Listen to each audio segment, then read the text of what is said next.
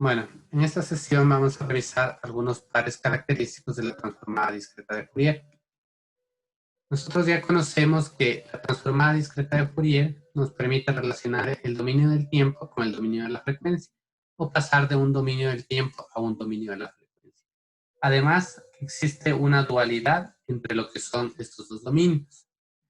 Además, nosotros vamos a tener que existe una relación en lo que se refiere a lo que pasa en el dominio del tiempo con lo que ocurre en el dominio de la frecuencia. Entonces, si nosotros trabajamos con señales características, con señales tipo, por ejemplo, en el dominio del tiempo un pulso rectangular, vamos a obtener en el dominio de la frecuencia una función sinc. A este par de señales nosotros los conocemos como pares de la DFT.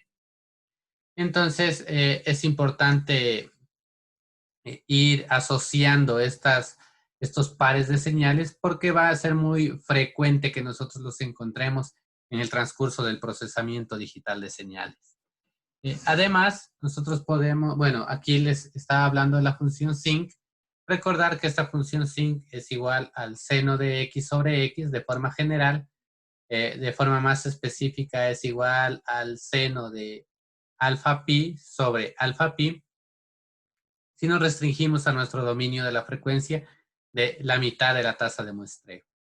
Ahora, también podríamos recordar algunos conceptos que tratamos previamente, por ejemplo, de la compresión y expansión de señales en un dominio y lo que ocurría en el otro. También nosotros podemos relacionar que si un evento ocurre más rápido en el tiempo, entonces significa que este va a estar compuesto de altas frecuencias. ¿Qué significa? Que mientras más rápido oscile una onda en el dominio del tiempo, son más altas las componentes de frecuencia que tiene en el dominio de la frecuencia. Por lo contrario, si nosotros tenemos que un evento ocurre lentamente en el dominio del tiempo, las componentes en el dominio de la frecuencia van a ser bajas. Si nosotros llevamos estos conceptos a los extremos, es decir, si una señal en el dominio del tiempo se comprime lo más que se pueda hasta convertirse en un único impulso, lo que va a pasar con el espectro de la frecuencia es que se va a expandir y se va a convertir en un valor constante. Entonces, esto tiene que ver con la compresión y la expansión. En el dominio del tiempo nosotros comprimimos hasta tener un único impulso. En el dominio de la frecuencia se va expandiendo hasta tener una constante. Y por el contrario, si nosotros a una señal en el dominio del tiempo le empezamos a expandir, hasta que la misma se convierte en una constante, en cambio, su espectro en el dominio de la frecuencia se va a comprimir hasta convertirse en un impulso. Esto como algo que teníamos que recordar de nuestras clases anteriores. Ahora vamos a tratar la primera función que nos produce un par, es la función delta. En el dominio del tiempo, nosotros tenemos un impulso, aquí lo podemos observar, recordemos la función delta tiene la característica que tiene una amplitud de 1 en el origen y para todas las demás muestras es 0. Ahora, esta señal en el dominio del tiempo, si nosotros le aplicamos la transformada discreta de Fourier, en el dominio de la frecuencia, aquí estamos representando en la forma polar, es decir, a través de la magnitud y de la fase. La magnitud va a ser la misma que la del impulso. Es decir, si el impulso es unitario, tenemos una magnitud constante de 1.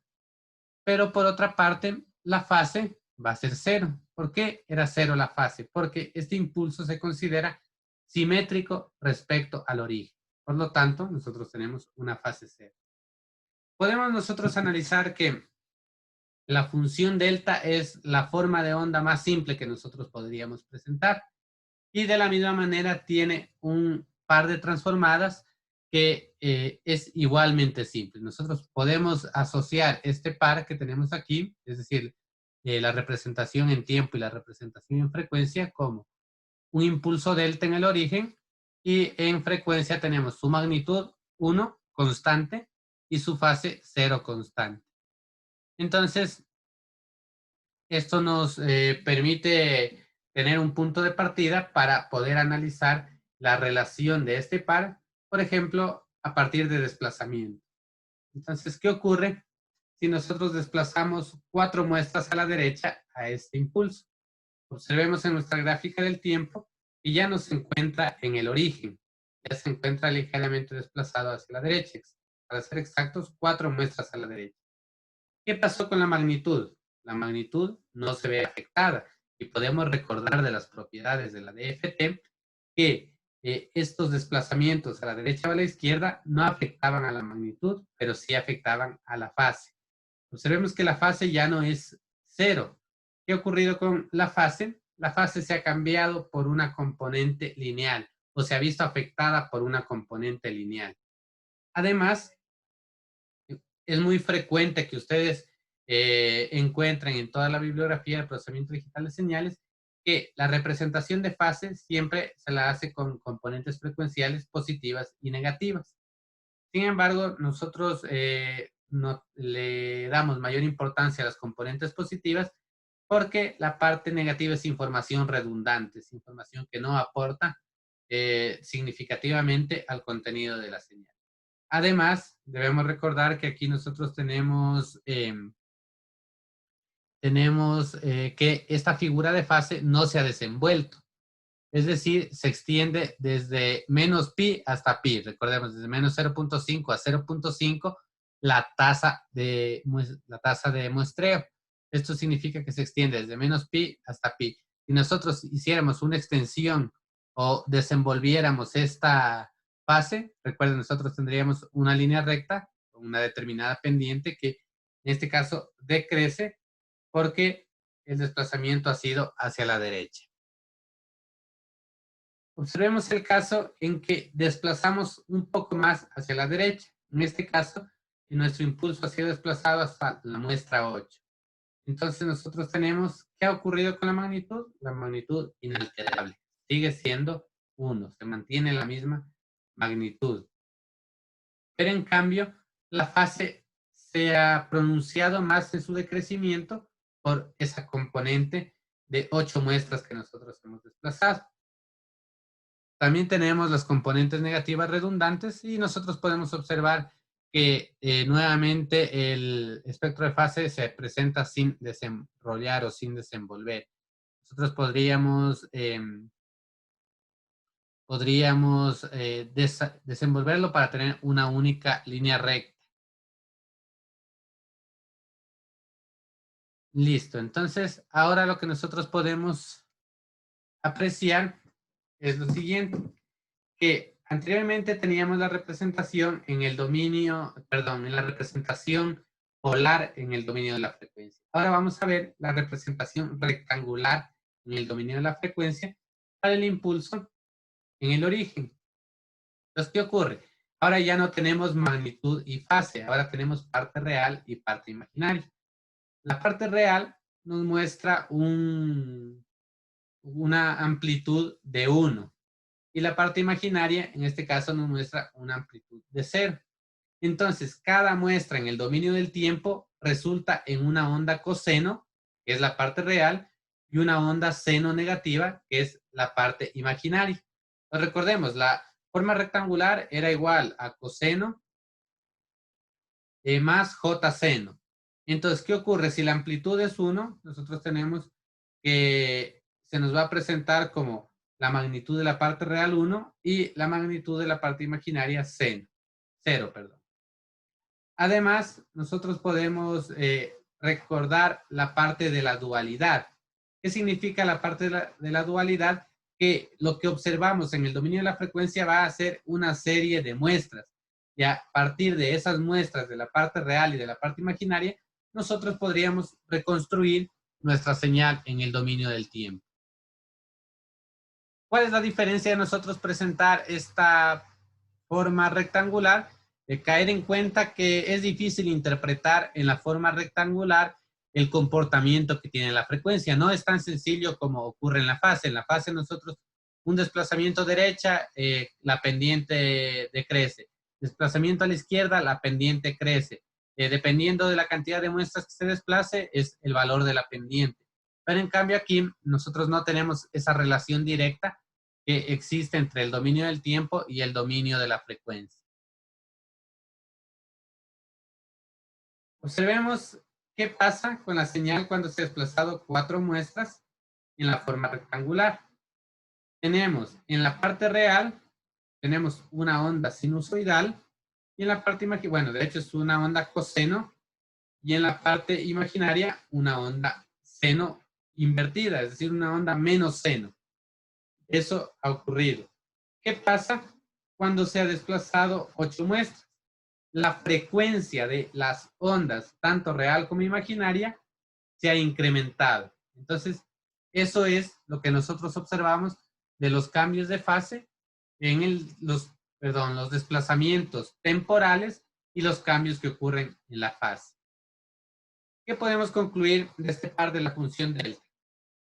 Lo que podemos concluir es que cada muestra en el dominio del tiempo nos va a dar como resultado una onda coseno y una onda seno negativa añadida en la parte real en el dominio de la frecuencia. También podemos decir que la amplitud de las sinusoides viene dada por una muestra en el dominio del tiempo y que la frecuencia de las sinusoides se proporciona mediante el correspondiente número de muestras. Recuerden, cuando nosotros hacíamos la máquina de convolución, cada una de las muestras en el dominio de la frecuencia correspondían a la sumatoria de lo que aportaba cada una de las componentes en el dominio del tiempo. Además, como les mencionaba, nosotros le tomamos mucha importancia al fenómeno de la dualidad de la transformada discreta de Fourier. Cuando nosotros tenemos una vista convencional de la DFT, cada muestra en el dominio de la frecuencia corresponde una sinusoide en el dominio del tiempo. Entonces, ahora que nosotros observamos frecuencias positivas y negativas, esto nos permite a través de los gráficos relacionar esa propiedad de dualidad a través de la simetría que tienen estos espectros de frecuencia. Vamos a ver una siguiente función. Esta es la función sinc, con la que habíamos hecho la introducción a este tema, en la cual nosotros decidíamos que en el dominio del tiempo tenemos un pulso rectangular. Vamos a asumir que ese pulso rectangular está centrado simétricamente en la muestra 0. Y en el dominio de la frecuencia vamos a tener una función sinc. La función sinc, la forma normal es, como les mencionaba, sinc de alfa es igual al seno de pi alfa sobre pi alfa. Pero la forma general, una forma mucho más común de representarlo, es sinc de x igual a seno de x sobre x. ¿Qué significa esto? Si nosotros observamos esta expresión, tenemos una onda seno de x que podríamos expresarla como seno de x por 1 sobre x. Entonces, ese 1 sobre x está afectando a la amplitud de la señal. ¿Y qué implica? Que a medida que aumente x, va a reducir la amplitud de la señal. Entonces, ese es el comportamiento de esta función sinc. Observemos aquí. En el dominio del tiempo tenemos nuestro pulso rectangular centrado en el origen. Observemos que por efectos de simetría se va a replicar aquí en donde empieza ya el otro periodo. Entonces, un solo pulso en el dominio de la frecuencia, debido a la periodicidad de tiempo, se nos presenta de esta forma. Al aplicar la transformada discreta de Fourier, como habíamos dicho, la magnitud va a ser la función sinc. Entonces, ¿qué tenemos? Nuestra función sinc. Pero la verdadera representación que nosotros tenemos es la de aquí, esta función sinc inferior que tenemos aquí. ¿Cuál es el problema de esta representación? Que tiene valores positivos y negativos. Valores positivos y negativos. Fase 0.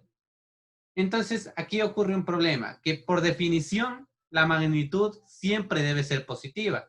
Nosotros no podemos tener una magnitud negativa. Entonces, lo que se realiza para poder obtener una magnitud positiva de este espectro que nos da con picos positivos y negativos es realizar desplazamientos de fase de un valor de pi para los valores negativos de la magnitud. ¿Qué significa eso? Miren, yo tengo aquí mi espectro, lo podríamos decir desenredado, mi espectro desenredado con una magnitud con valores positivos y negativos. La fase, 0. Hasta allí no hay ningún inconveniente.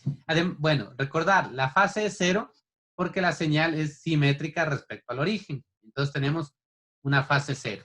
Pero para corregir estos valores negativos de amplitud, por ejemplo, tenemos un pico negativo de amplitud en 0.1. Entonces nosotros nos vamos al punto de 0.1 y hacemos un desplazamiento de fase de pi. Ustedes observan aquí, está desplazando aproximadamente hasta 3.14. Seguimos, tenemos otro pico negativo en aproximadamente 0.24. Lo tenemos aquí en 0.24, otro desplazamiento de fase a pi.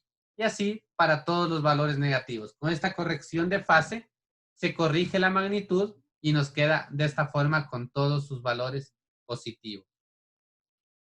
Entonces, esa es la forma que nosotros tenemos de corregir ese problema de definición que nos resultaría en el espectro. Algo que nosotros podemos observar aquí en el espectro ya el espectro de esta señal es que la misma se va atenuando, pero no termina de ser 0 cuando llega a 0.5. Observemos, aún tiene ciertos valores. ¿Qué significa eso? Que va a continuar parte de este espectro en el siguiente periodo. Y ya podemos recordar que eso nos producía el fenómeno del alias. Vamos a ver qué ocurre al desplazar nuestro pulso rectangular. Observemos, ya no es simétrico respecto al origen. Entonces el pulso rectangular ha sido desplazado. La magnitud va a ser proporcionada por la siguiente ecuación. La magnitud se va a proporcionar por la ecuación que la magnitud de nuestro espectro va a ser el valor absoluto de la señal seno de pi km sobre n, todo sobre seno de pi k sobre n, en donde m va a ser el ancho de nuestro pulso, la cantidad de muestras que forman nuestro pulso. Entonces, ¿qué ocurre? El pulso rectangular es desplazado, la magnitud no cambia, se mantiene igual que como la teníamos en el pulso centrado en el origen, la misma magnitud. Pero la fase, observemos que ya tiene tiene algunos cambios porque un desplazamiento implicaba que se iba a cambiar la pendiente. Entonces, si nosotros volvemos este espectro, que nosotros lo tenemos aquí ya corregido, tiene que cambiar su pendiente en cada uno de ellos. Entonces cambia su pendiente y nos produce al final un espectro de fase como el que observamos aquí. Ahora nosotros vamos a plantear aquí nuestra ecuación para la magnitud en el dominio discreto y también vamos a presentar la magnitud en el dominio continuo. Entonces, en el dominio discreto tenemos la que habíamos visto previamente, seno de pi km sobre n, todo sobre seno de pi k sobre n, que nos va a proporcionar n sobre 2 más 1 muestras en frecuencia. En cambio, en el dominio continuo van a ser infinitas, bueno, no infinitas, sino va a ser una señal continua, una onda continua, que va a ser el resultado de seno de pi f, es decir, la frecuencia, por m sobre seno de pi f. Entonces, esto, como habíamos mencionado, nos produce el error de aliasing aquí al final, porque esto no termina de ser 0. Para ello, nosotros tenemos lo siguiente. Para eliminar ese aliasing, se cambia los denominadores de la función, de las dos funciones que habíamos visto previamente. Es decir, vamos a cambiar seno de pi k sobre n por pi kn. Y en el dominio continuo, seno de pi f por pi f. ¿Por qué es posible hacer este cambio? Vamos a ver nosotros aquí en la derecha que tenemos trazada una función seno de x. Miren, observemos esta función seno de x. Y tenemos una función y igual a x. Entonces tenemos una función y igual a x. ¿Qué ocurre aquí? Que para los valores pequeños de x, aproximadamente menores de 0.5, la gráfica de nuestra función y igual a x es prácticamente la misma que nuestra función y igual a seno de x. Observemos lo que está a la izquierda de esta línea roja. Las gráficas prácticamente se funden en uno. Entonces, esto implica que nosotros podemos hacer una equivalencia para esos valores, pero ¿basados en qué? Que a frecuencia cero tienen el mismo valor y a una frecuencia de 0.5 hay alrededor de un 36% de diferencia. Entonces, si nosotros consideramos que cuando el espectro de frecuencia del pulso rectangular no está alineado, porque la señal, ya sea en el dominio del tiempo, es continua o porque estamos ignorando el fenómeno del aliasing, entonces nosotros podemos representar esto de la forma seno de x sobre x, es decir, con la función sinc, y también en el dominio continuo.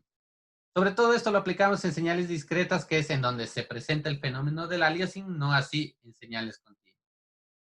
Pero ahora ocurre lo siguiente. Voy a regresar a algunas diapositivas.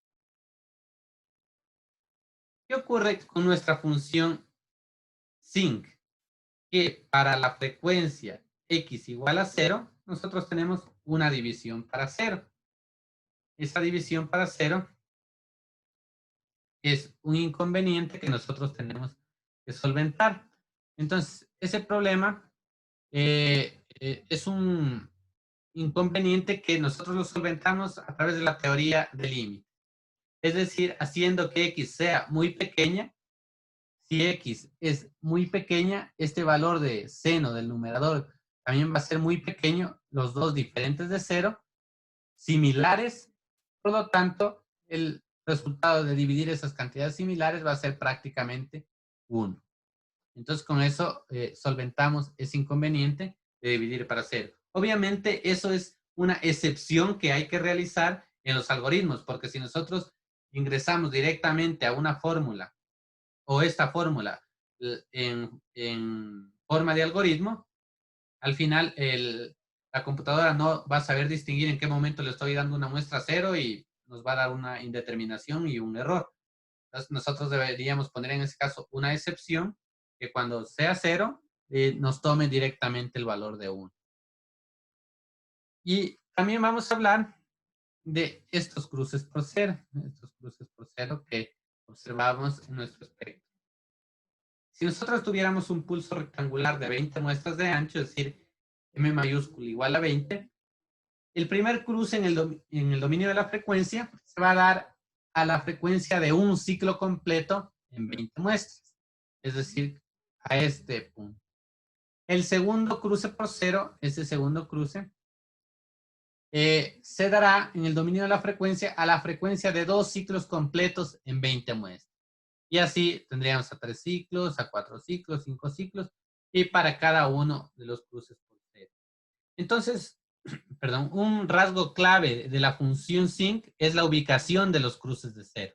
Estos van a ocurrir en frecuencias en las que un número entero de los ciclos de la sinusoide encajan de manera uniforme en el pulso rectangular. Tenemos otros pares de transformadas. Por ejemplo, tenemos la función sinc. Entonces, ¿qué ocurre con la función sinc? Nosotros tenemos que la función sinc se considera el kernel o el núcleo del filtro para el filtro pasabajos perfecto. ¿Qué significa esto? Si nosotros tenemos una función sinc en el dominio del tiempo, al pasar al dominio de la frecuencia, su respuesta es un filtro pasabajos. Entonces, miren, tenemos aquí un filtro pasabajo. ¿Qué pasa si tenemos una señal triangular en el dominio del tiempo? Nosotros podemos recordar que una señal triangular de 2m menos 1 puntos en el dominio del tiempo se puede obtener a través de la convolución de dos pulsos rectangulares de m puntos. Eso ustedes ya lo deben haber visto en la parte de señales sistemas. Si convolucionamos dos señales cuadradas, como resultado tenemos una señal triangular. Ahora, Entonces, ¿nosotros qué tendríamos en el dominio del tiempo? La convolución de dos pulsos cuadrados. ¿Cómo se representa en el dominio de la frecuencia? En el producto de el espectro de esos dos pulsos cuadrados. ¿Y cuál es el espectro? De dos señales sinc.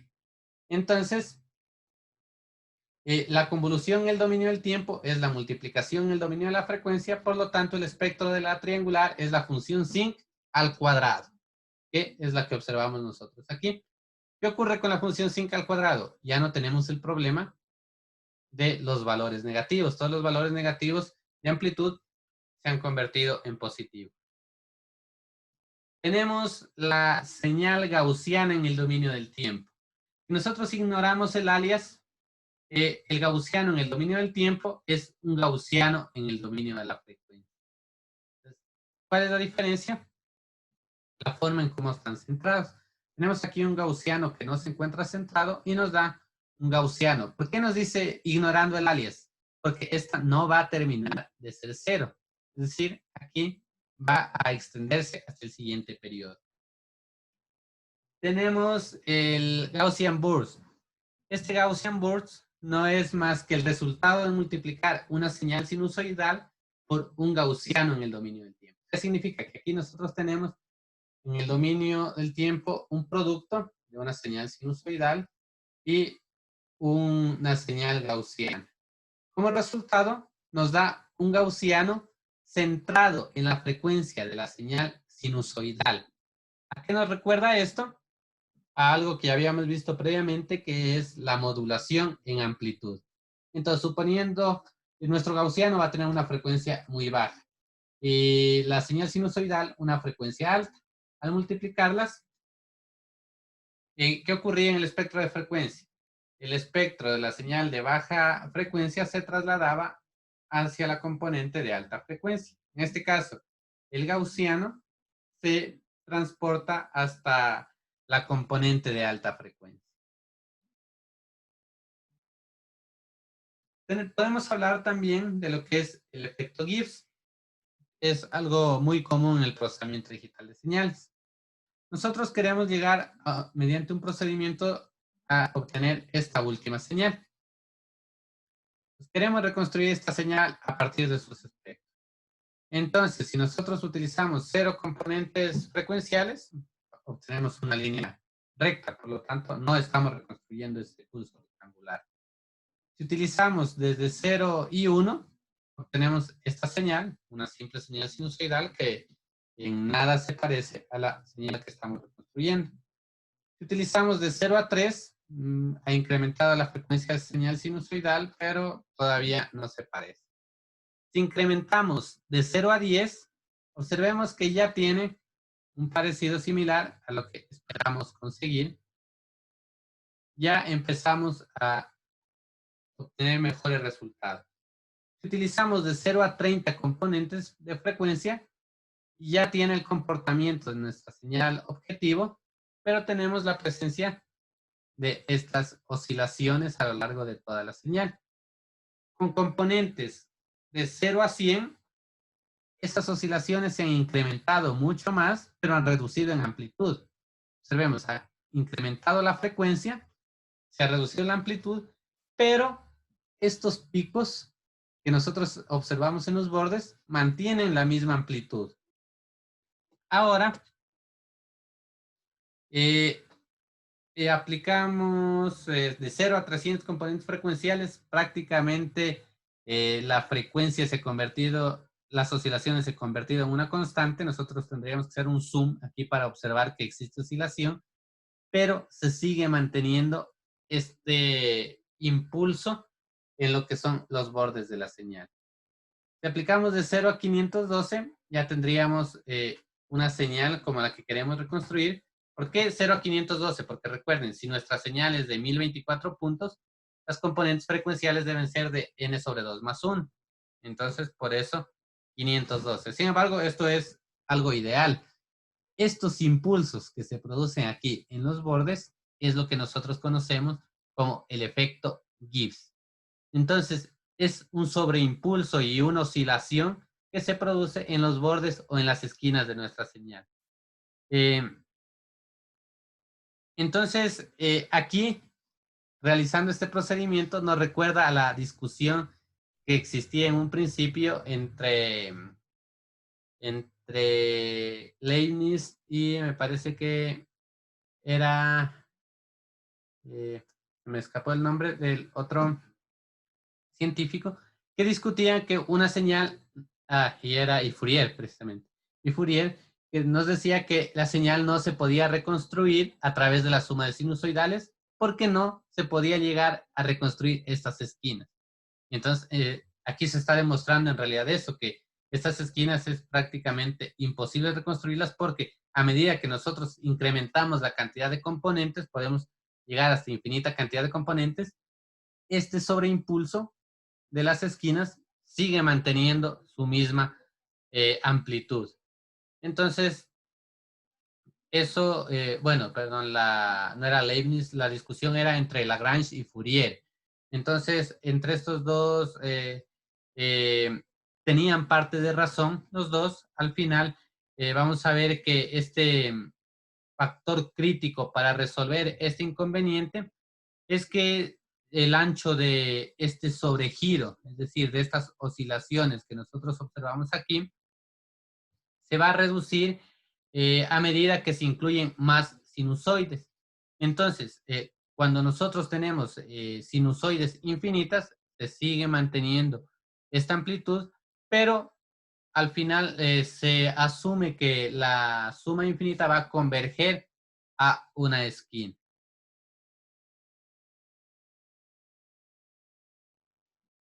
Vamos a ver. Otro concepto importante son los armónicos. Si nosotros tenemos una señal que es periódica, una frecuencia f, las componentes frecuenciales que van a componer a esta señal van a ser múltiplos enteros de f. Vas a tener f, 2f, 3f, 4f y así. A estas frecuencias nosotros los vamos a denominar armónicos. El primer armónico va a ser f, el segundo armónico 2f y así sucesivamente. Al primer armónico también se lo va a conocer como frecuencia fundamental de la señal. Entonces, ¿qué ocurre aquí? Nosotros tenemos una onda sinusoidal a una determinada frecuencia y en el espectro tenemos un impulso precisamente en esa frecuencia. Ahora, ¿qué pasa si nosotros, ustedes observan aquí que se le ha creado una pequeña interferencia en cada uno de los picos o en cada uno de los bordes superiores de nuestra señal sinusoidal? Entonces, en la onda sinusoidal ha sido distorsionada al pinchar cada uno de los picos superiores. Nosotros podemos ver en la parte derecha que el espectro muestra ya un efecto debido a esa distorsión. ¿Cuál es el efecto? La presencia de otros impulsos. Entonces, debido a que la señal distorsionada es periódica con la misma frecuencia, es decir, nosotros estamos distorsionando en cada uno de los periodos, entonces nosotros estamos distorsionando con la misma periodicidad que la señal original, entonces el dominio de la frecuencia está compuesto por el pico original más los armónicos. Estos armónicos van a poder tomar cualquier amplitud, pero la característica que tienen es que son más pequeños que la frecuencia fundamental. Y además van reduciendo su amplitud conforme incrementa la frecuencia. Entonces, como en cualquier señal, los bordes agudos dan como resultado frecuencias más altas, entonces nosotros vamos a tener este efecto. ¿Qué ocurre si realizamos lo siguiente? Mire, en este caso, la interferencia que se ha creado o esos mordiscos que se dan la señal es tanto en los picos superiores como en los picos inferiores. Estos picos nos producen el siguiente armónico. ¿Qué ha ocurrido en este caso? Ha ocurrido que si la señal es simétrica alrededor de un eje horizontal, en este caso tenemos que existe simetría respecto al eje X, porque ya hemos creado esa interferencia tanto en los picos superiores como en los inferiores. Entonces, lo que ocurre es que todos los armónicos pares van a tener un valor de 0. Entonces, ¿qué ocurre? Regresemos a la imagen anterior. Miren, aquí teníamos este valor de armónico impar, teníamos este par. Aquí todos ellos se han hecho 0. Tenemos únicamente los impares. Si tenemos el 1, el 3, el 5, el 7, el 9 y el 11. Entonces, eso ocurre cuando tenemos nosotros una simetría respecto al eje horizontal.